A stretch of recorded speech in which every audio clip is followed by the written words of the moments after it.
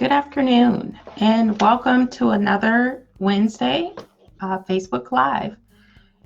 When you join, please let me know that you are here, um, whether you're watching me live or you are watching the replay. Please say hello and let me know that you're here.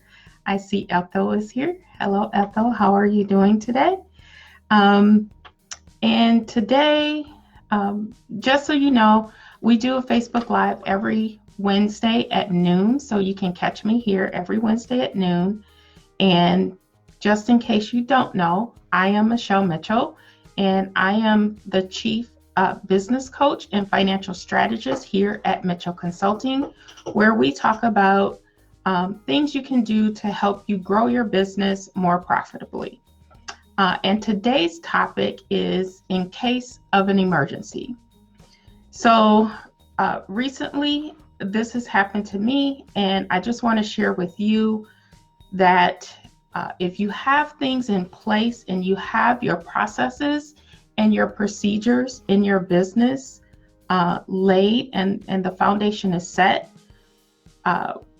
in case of an emergency, if something happens to you or you are called away from your business for any extent of time, what's going to happen next? So this did happen to me. Thank God I did have processes in place where I could connect with the people on my team and they knew exactly what to do, and there was no lag in how my business operated while I was away. So in case of an emergency, because we are mostly solopreneurs, consultants, we provide a service to an end user, whether it's a business or it's consumer customers.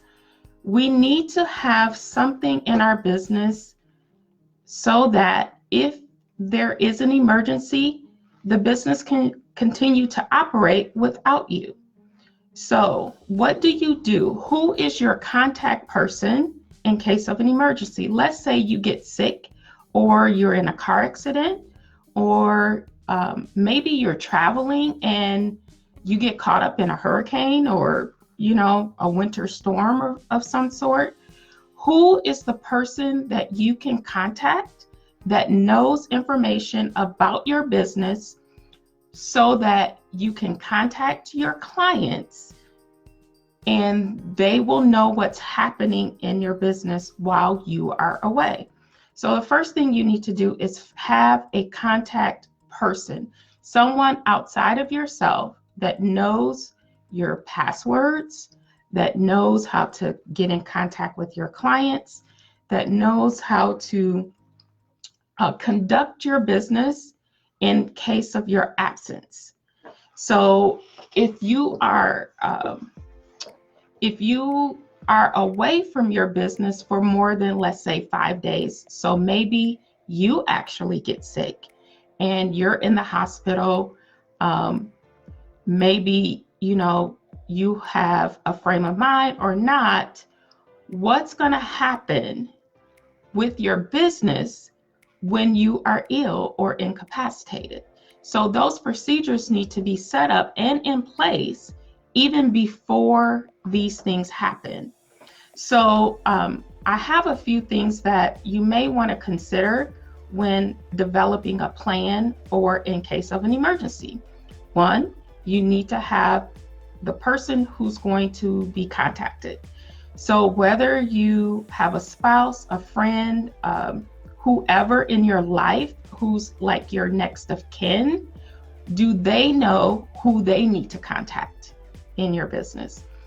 If you are a solopreneur, then you may not have someone to contact within your business, but do you have something in place where that person, next of kin, whoever it may be, where they can go to your office, pull out a folder, and just go through the checklist of what they need to do?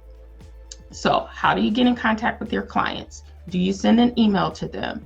Do you call them on the phone? What do you do? What's on your calendar at the time of the emergency? How do you reschedule those appointments or contact those clients or potential clients that you need to let them know that there's going to be a delay in your consultation or meeting or whatever it is?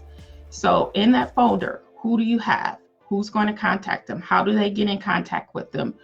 Do you want a phone call made? Do you want an email sent? What do you want? You need to put that in place.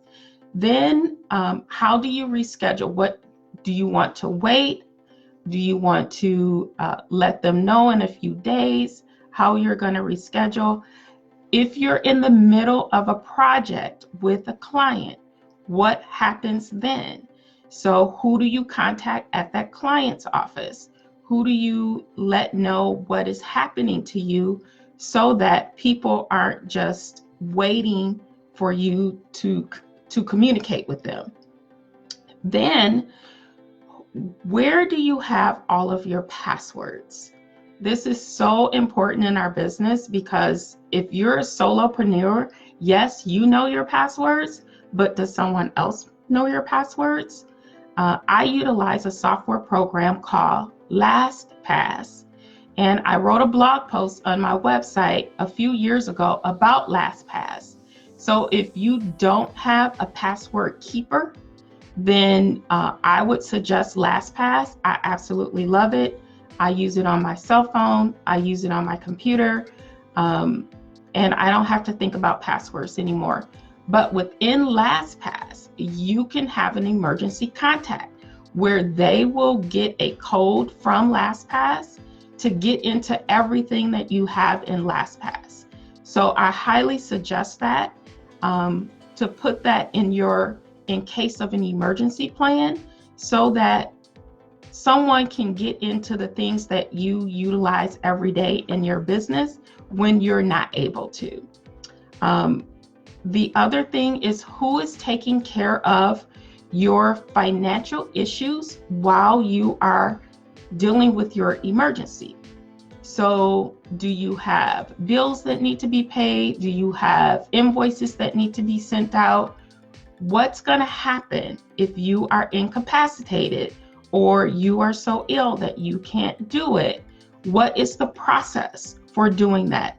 Do you have a bookkeeper in your business and your next of kin or your person that you're close to can just contact your bookkeeper and it's all handled?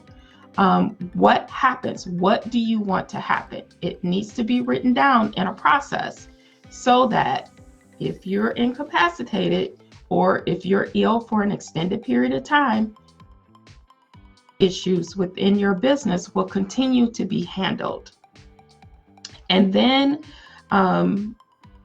how do you do all of this? You just brainstorm and think about who is the person you want to have.